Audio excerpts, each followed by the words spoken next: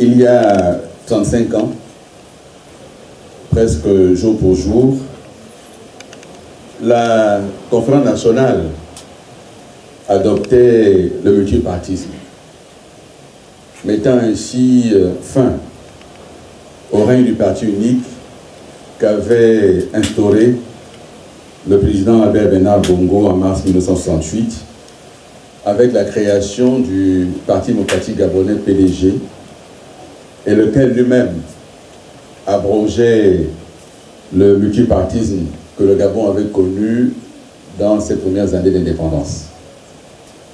35 ans après, que reste-t-il des rêves de liberté, des rêves de démocratie, des rêves d'alternance et d'état de droit qu'avaient porté les acteurs de ce moment fort de la vie démocratique de notre pays?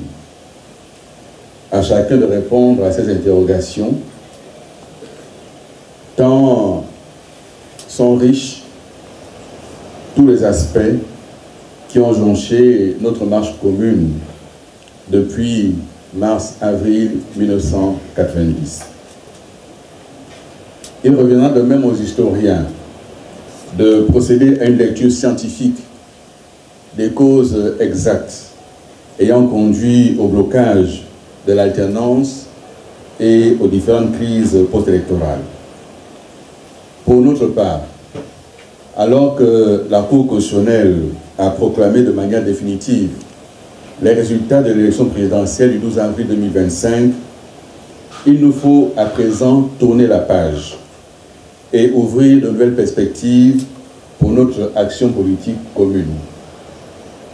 Ces orientations nouvelles, nous les tirons principalement d'une part de notre parcours, dont certains aspects ont pu être soldés durant cette campagne électorale, et d'autre part de notre expérience partagée.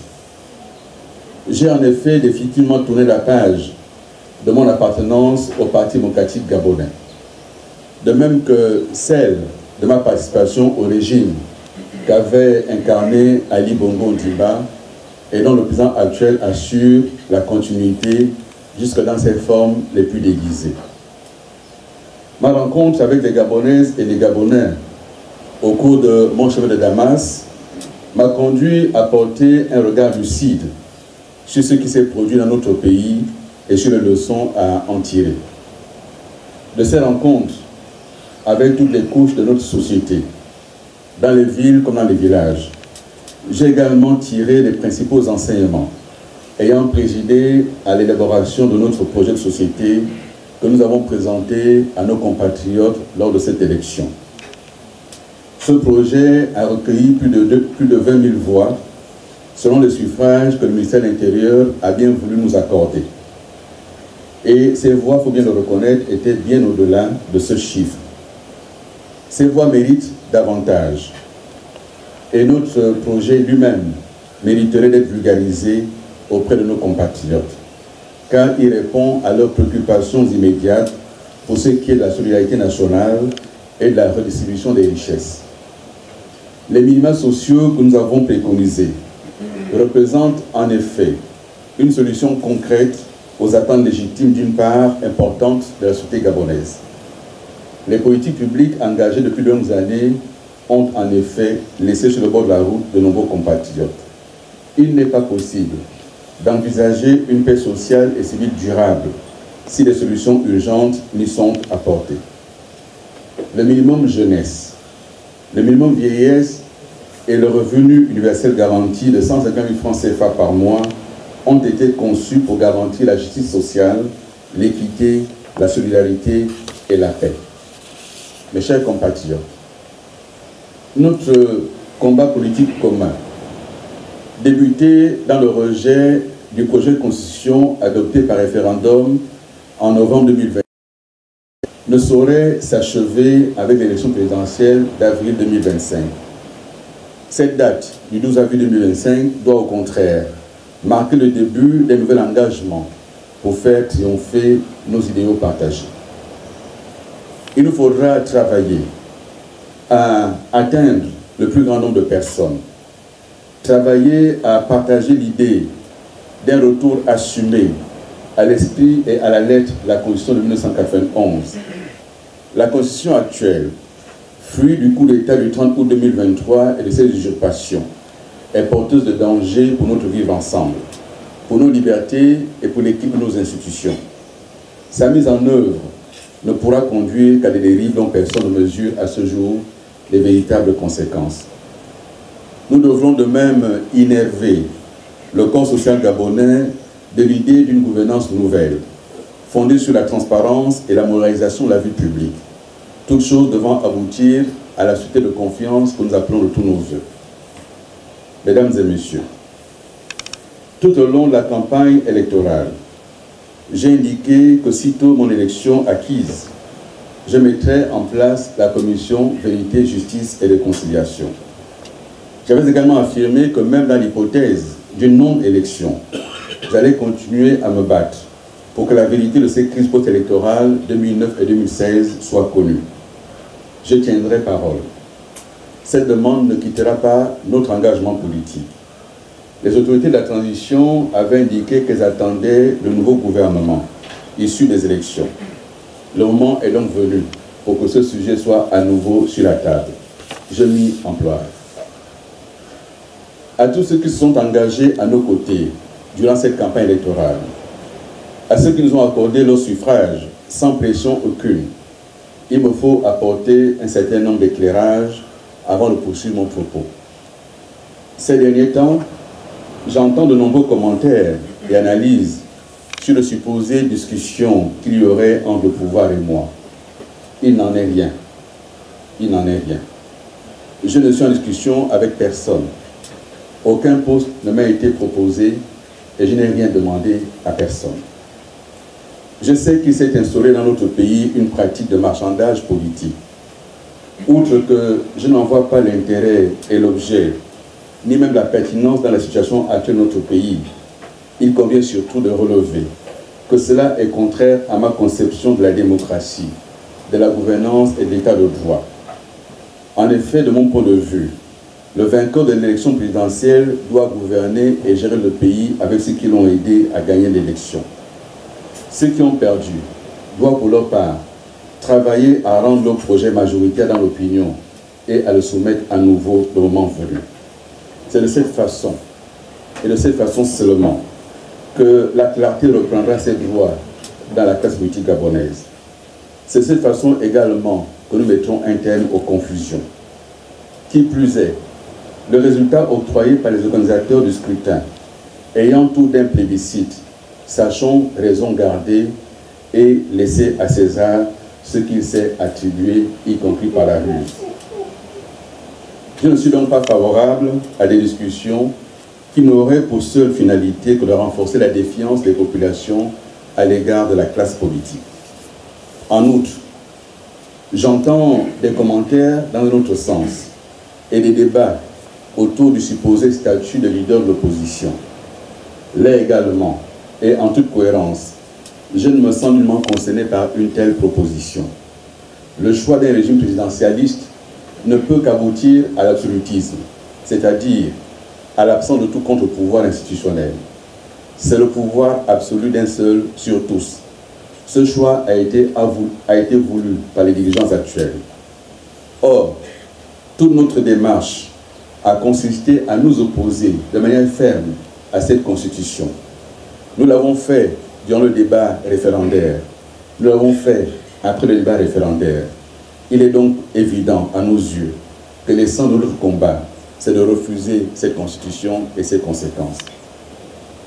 Par ailleurs, je ne suis pas ouvert à l'idée d'endosser un rôle taillé sur mesure pour plaire au prince. Si cela chante à certains de s'y conformer, cela ne correspond pas à ma vision politique. Face à un régime absolutiste, il n'est de contre-pouvoir que le peuple. Nous nous tiendrons à ses côtés. C'est là où se trouve désormais notre place. Mes chers compatriotes, les suffrages que nous avons obtenus de nos compatriotes nous obligent. Ils nous obligent. Ils ne sont certes qu'une première étape, mais est-ce que nous serons assez courageux? Est-ce que nous serons assez ambitieux? Est-ce que nous serons assez sages pour nous en saisir et regarder ensemble vers l'avenir avec lucidité et gravité. Durant les 15 jours de campagne que nous venons de vivre, et même avant, nous sommes passés par des souffrances véritables. Nous avons affronté des doutes, des suspicions. Nous avons enduré injures et colibets, et ce faisant, nous avons payé le prix de notre liberté. Cette liberté retrouvée, nous ne permettrons à personne de nous la reprendre. Personne. Pour la première fois, depuis le début de notre carrière politique, mon nom, Lili Bizeu, n'est plus attaché à une personne. Le 12 avril 2025, je suis allé à la reconquête de ma liberté. Je ne suis plus l'homme de personne. Cette liberté retrouvée et reconquise avec vous doit conduire à plus de responsabilités. Cette responsabilité, elle repose sur chacun de nous, ici comme ailleurs. L'avenir que nous avons choisi de dessiner ensemble doit être conforme à nos démarches de rupture, celles que nous avons proposées aux Gabonaises et aux Gabonais durant la campagne électorale. Ce ne sera pas facile. Nous devrons nous départir de nos anciennes manières de voir la politique, de nos habitudes, mais nous devrons également tenir la barre afin d'ouvrir des champs nouveaux à la jeunesse qui nous regarde et qui nous a suivis. De ce fait, oui, mes chers compatriotes, il nous faut nous doter urgemment d'un instrument politique capable de porter nos aspirations. Nous le ferons. Nous le ferons. Et la semaine prochaine, nous déposerons les instruments de création de notre parti politique auprès du ministère de l'Intérieur, comme le veut la loi en vigueur. 15 jours après ce dépôt des instruments, nous lancerons une campagne d'adhésion à notre parti qui, conformément à la volonté de beaucoup d'entre vous qui ont été consultés, devra prendre le nom, l'appellation Ensemble pour le Gabon, en lieu et place de la plateforme qui a porté jusque-là notre combat politique. Ce faisant, nous devons nous monter à la hauteur des espérances que nous avons allumées en notre peuple. Nous n'avons pas gagné l'élection, nous avons conquis le cœur des Gabonaises et des Gabonais. Soyons dignes de cela. Soyons dignes de la jeunesse qui a cru en nous, des cadres qui ont pris l'engagement de nous accompagner, des retraités qui ont cru à notre combat. Soyons dignes et ne décevons pas. Ce rendez-vous que nous prenons avec l'histoire, nous devons avoir conscience qu'il engagera des centaines, voire des milliers de vies, des centaines, voire des milliers de vies. Sachons nous monter à la hauteur, car nous devons ouvrir pour notre jeunesse de nouvelles espérances. En refermant la page du 12 avril 2025, c'est aussi une époque qui pour nous se referme. Le moment est arrivé d'ouvrir une page nouvelle de notre histoire commune. Je m'y engage et je compte sur le soutien de chacun de vous. Je m'y engage en sollicitant la bénédiction de Dieu sur notre pays. Que Dieu bénisse la République, qui bénisse le Gabon. Vive le Gabon debout, immortel et éternel. Je vous remercie.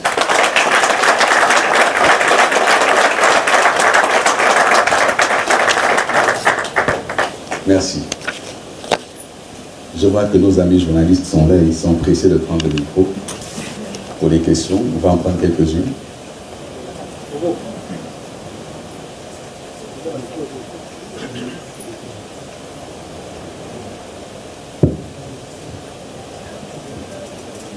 Qui sera le premier de cordée? François Duc ne veut pas. À tous seigneurs tout honneur. Bonsoir, Monsieur le Président. Vous dites que le 12 avril, c'est derrière, il faut regarder devant. Et également, pas de marchandage, en tout cas dans les réseaux sociaux, beaucoup en parlent. Mais au vu des impératifs, au vu des difficultés, est-ce qu'un cabinet d'ouverture, est-ce que faire appel à la riche, je souligne bien, riche expérience du président Alain-Claude Binet-Bizet, c'est faire vraiment injure à votre vision du Gabon? Est-ce que fermer la porte de l'ouverture, ce n'est pas un peu nager à contre-courant? Parce qu'au vu des difficultés du Gabon, ce n'est pas très sûr qu'une seule personne puisse avoir toutes les solutions.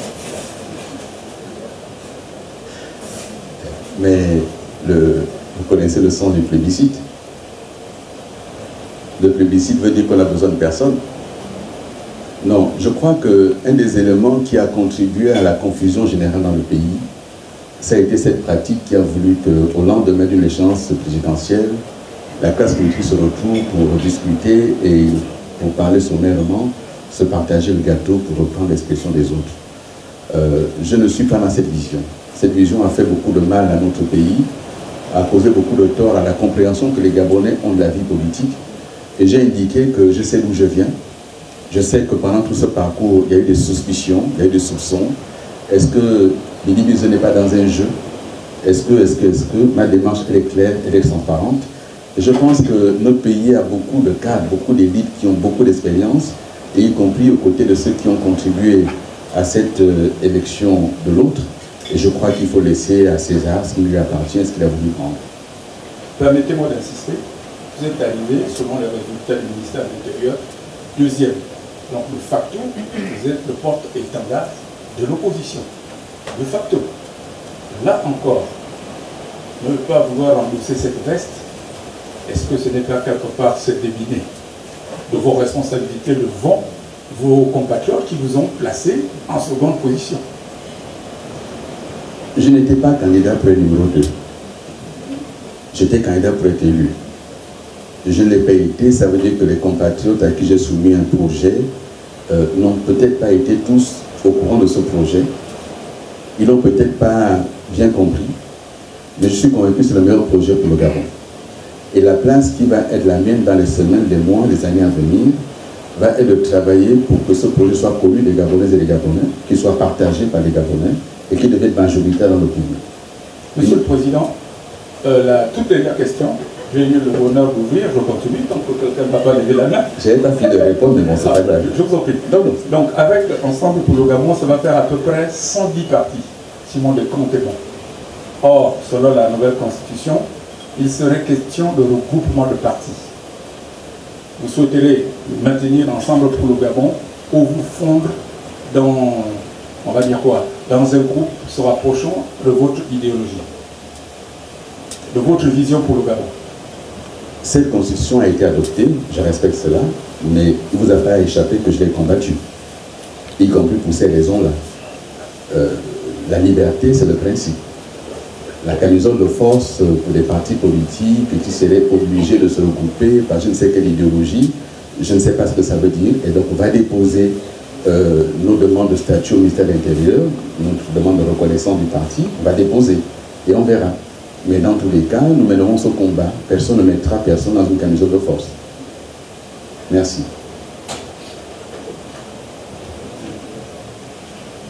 François Duc ayant enchaîné, peut-être qu'il a posé des questions que les autres pourraient poser. Bonsoir Président. Je vais au nom de la rédaction de Gabon 24. Alors ma question était sur le fait qu'il y a un de vos anciens collaborateurs tout au long de la campagne qui vous accusait d'avoir... La campagne est finie, monsieur. Oui, tout à fait. C'est fini. Bon, parce que certains Gabonais veulent avoir... La campagne est terminée, monsieur. La campagne est terminée, je viens de le dire. Je n'y reviens pas. On regarde vers l'avant. Merci.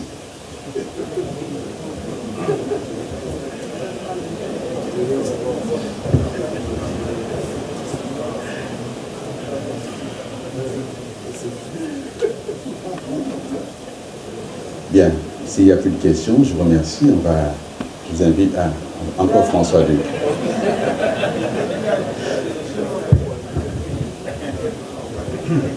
En regardant le calendrier, les prochaines joutes électorales, ce sont donc les législatives, les sénatoriales et les municipales.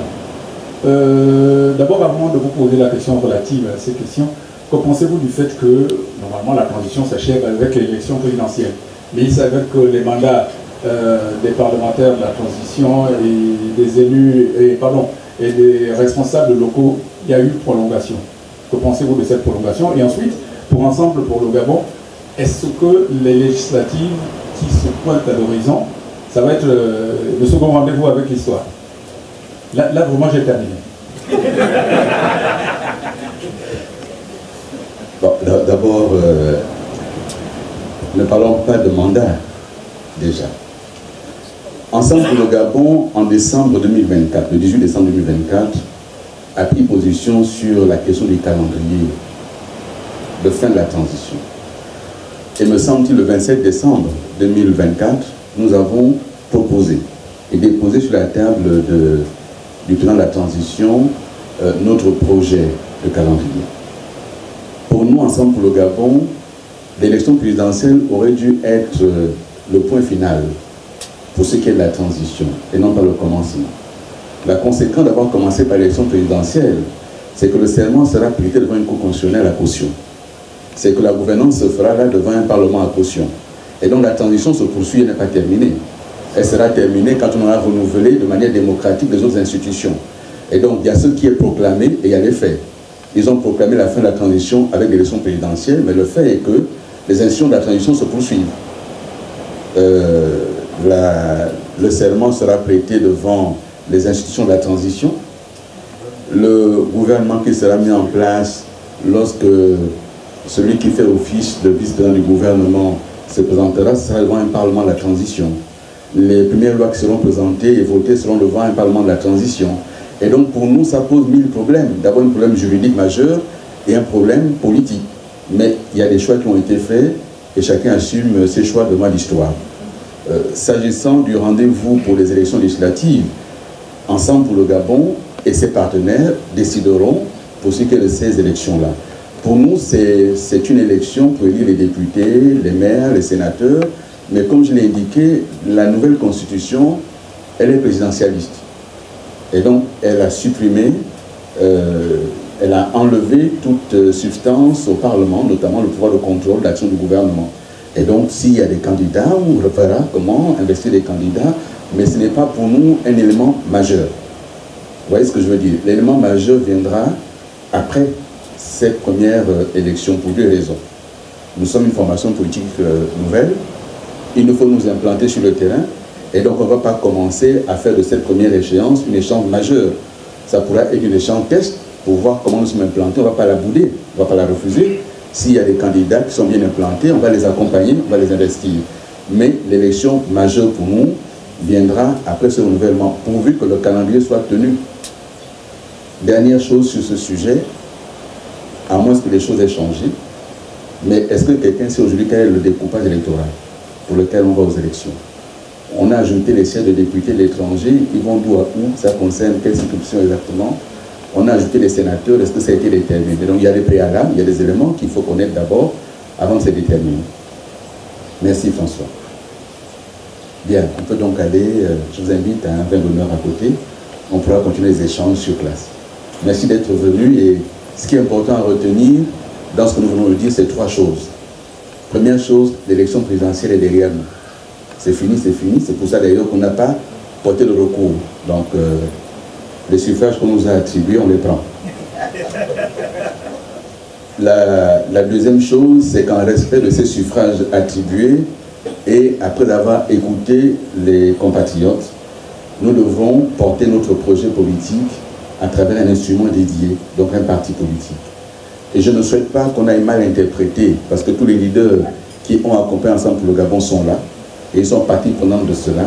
Ce parti politique que nous allons déposer ne se substitue pas à leur parti politique, mais le moment venu, nous allons regarder comment continuer à travailler ensemble dans une coalition, une formation politique et un regroupement de partis politiques. La troisième chose que je souhaite que nous retenions, c'est que, en ce qui concerne le parcours de M.